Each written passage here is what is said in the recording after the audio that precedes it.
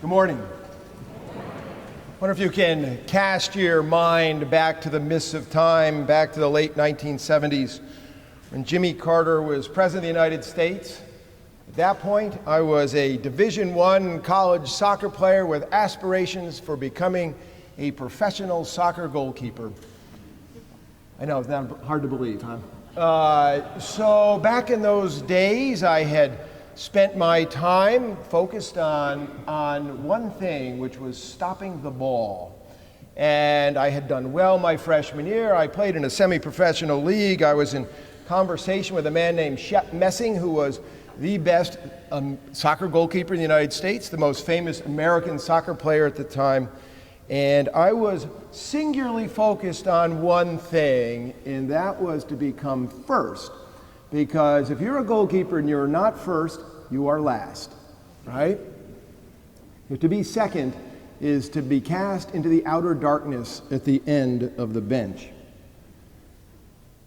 Unfortunately, things didn't quite go my way. Sophomore year, I had mononucleosis, and instead of pursuing my dreams on the pitch, I was at home feeling cruddy on the couch. But around Christmas time, I started to feel pretty good. So I decided that I would go to the big city and visit my sister. My brother was out of town, so I'd stay at my sister's house. And December 31st, 1979 was a beautiful day. You remember it? The sun was out, and I decided to strap on my sneakers and go for a jog along the East River. And that was before we all had headphones, and so as I'm jogging along the East River, I've got the Rocky soundtrack playing in my mind. That's back when there was only one Rocky soundtrack. That's how long ago that was. And I that would be used the term loosely. I jogged about 4 miles, came back, and I felt alive. So we went out to dinner, a restaurant. I can still kind of see it, Upper East Side, 2nd Avenue, a nameless Italian restaurant, and sat there, and I had veal parmesan, and we had wine, red wine. I didn't know too much about red wine, but I remember it was plum-colored, and it seemed to taste pretty good. Somewhere during the meal, I decided that the right thing to do was to jog in the midnight race that started at 12 midnight and snaked through Central Park for about 5 miles. So after dinner, I went home and I strapped on my sneakers. That's back when we wore sneakers, remember that?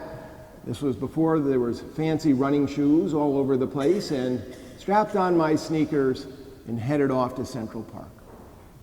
When I arrived, I took off my jacket and gave it to my sister, and I plunged into the crowd.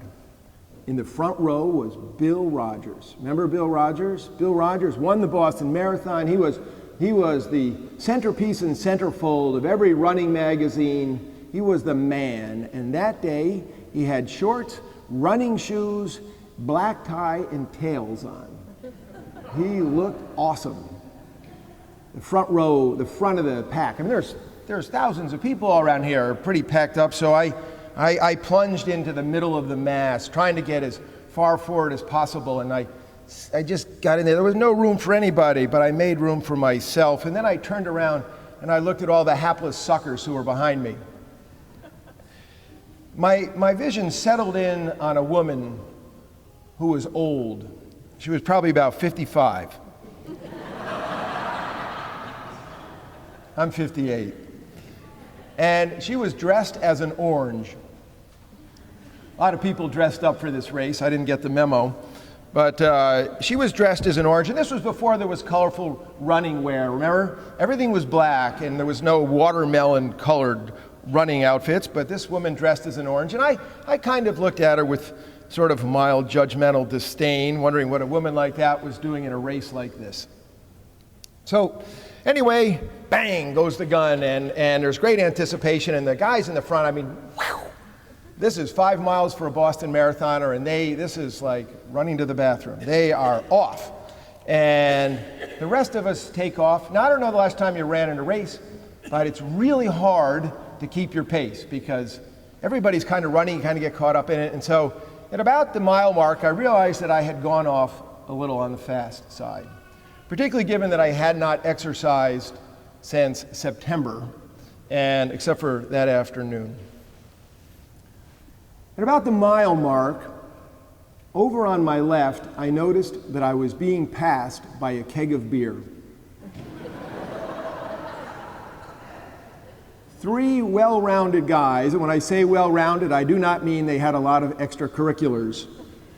3 well-rounded guys had strapped a keg of beer into a wheelchair, and one was pushing it, 2 were pulling it with ropes, and they had a little tube attached to the nozzle, and they were swigging away. Now, for an aspiring professional athlete to be passed by a keg of beer could be a low moment. But I decided that I liked beer, and if you were going to be passed by something, you might as well be passed by something you liked. So I tried not to let it bother me. Kept on going, nighttime, thought this was all pretty good. And then at the 2-mile mark, the orange passed me. Now this was a problem. This set up the beginnings of a crisis. First a keg of beer, and now an orange. And so what I decided to do was to pick up the pace and to chase the orange. And it turned out the orange woman was a little bit harder to catch. And those of you who've run in these races, you remember it snakes up to the Upper East Side, probably, I don't know, maybe in the 90s or something, and you turn around and you come back. And I decided that to be a man, you can't be beat by an orange. And so I really stepped on it, and I passed the orange. Got to the turnaround spot. I had her by about 10, 12 yards, and I decided I was just gonna dust her and be done with it. So it's downhill there. I stomped on it coming out of the 90s. Felt pretty good about myself, but my body didn't feel as good about itself as I was thinking. So I pulled the throttle back.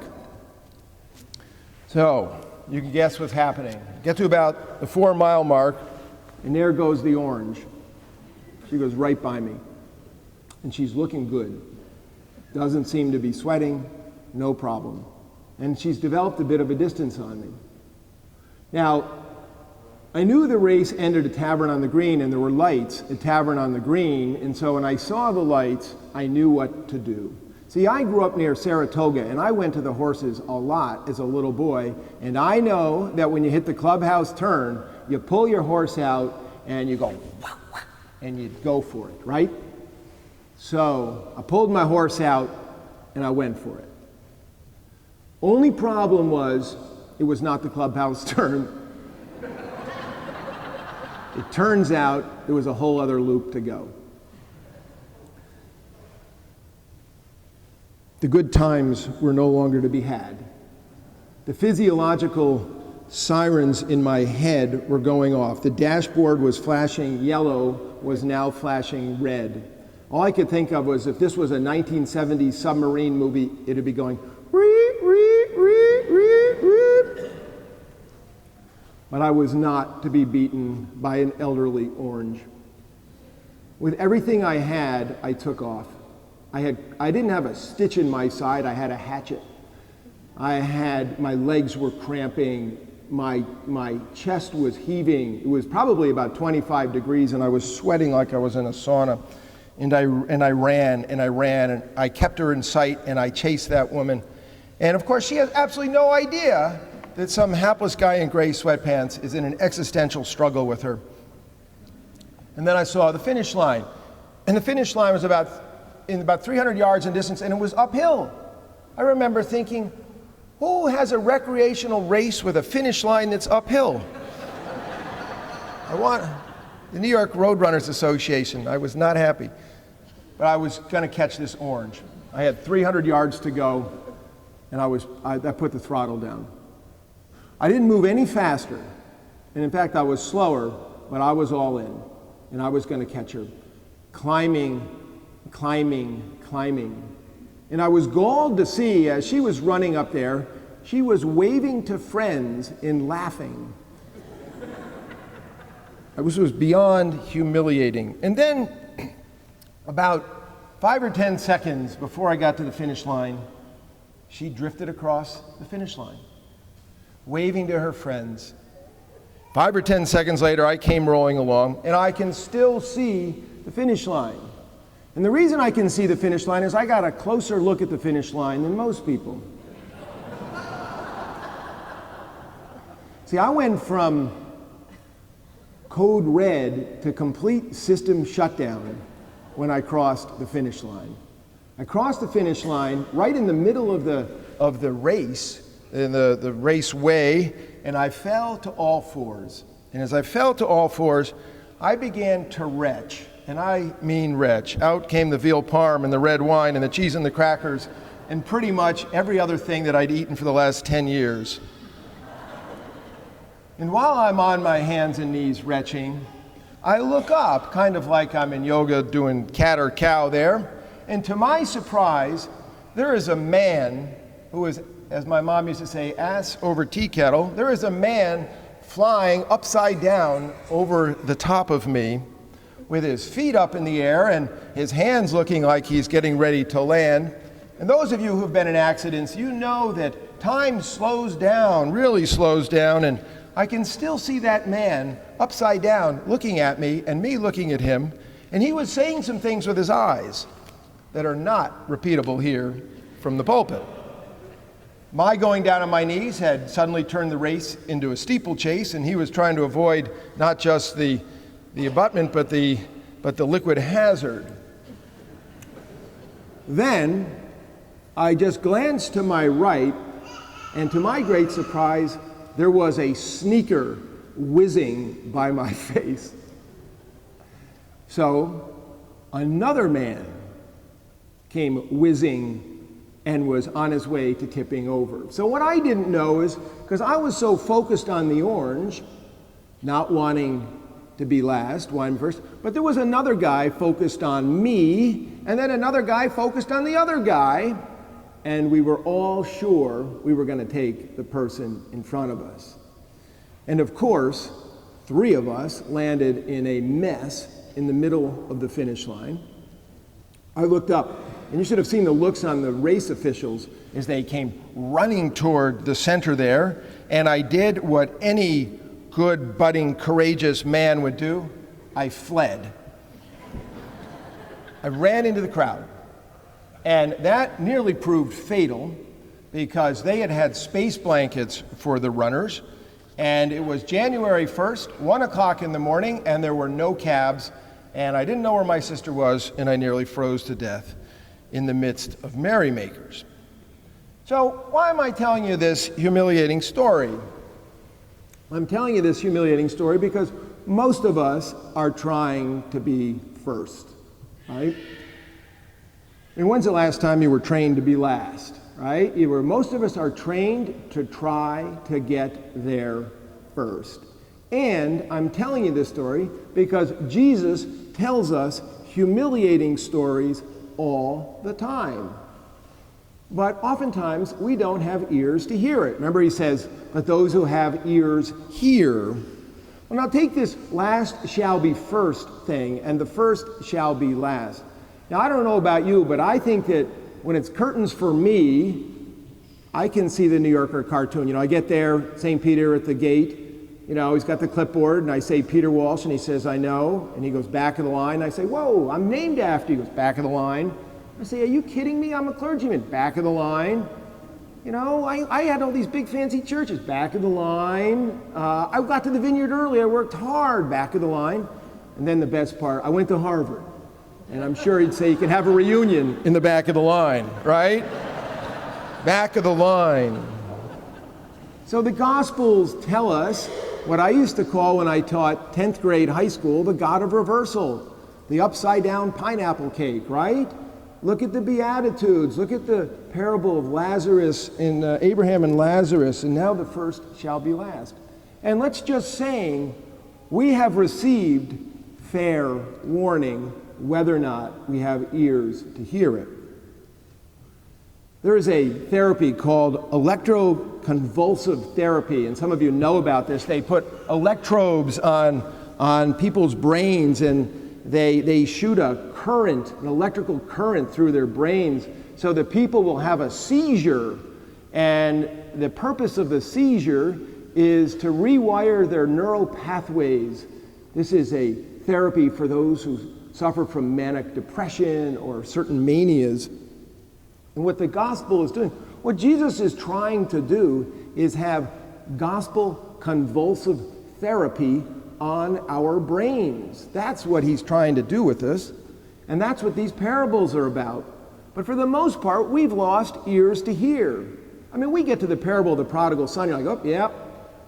Well, the parable of the prodigal son is completely humiliating for the older son, right? It's completely humiliating. And what about the Good Samaritan, which is always said to be the most popular of Jesus' teachings?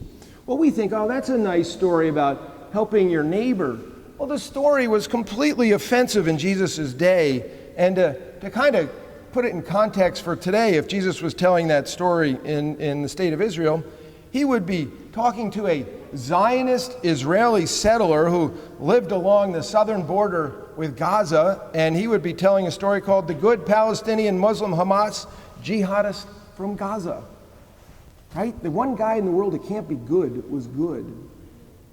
And now we have this parable of the laborers in the vineyard. So the other day, I think my Friday or yesterday, I typed into Google laborers in the vineyard, and this is what popped up. You ready? It's in a box. Maybe no other words attributed to Jesus cause as much offense to ethical calculations as his parable of the workers in the vineyard. He likens the kingdom of heaven, or the way things are when God sets the standards, to a situation in which hardworking, reliable people get shafted. Then I looked at the date, September 14th, 2011. Nobody updated it. They're like, yep, the guy got shafted.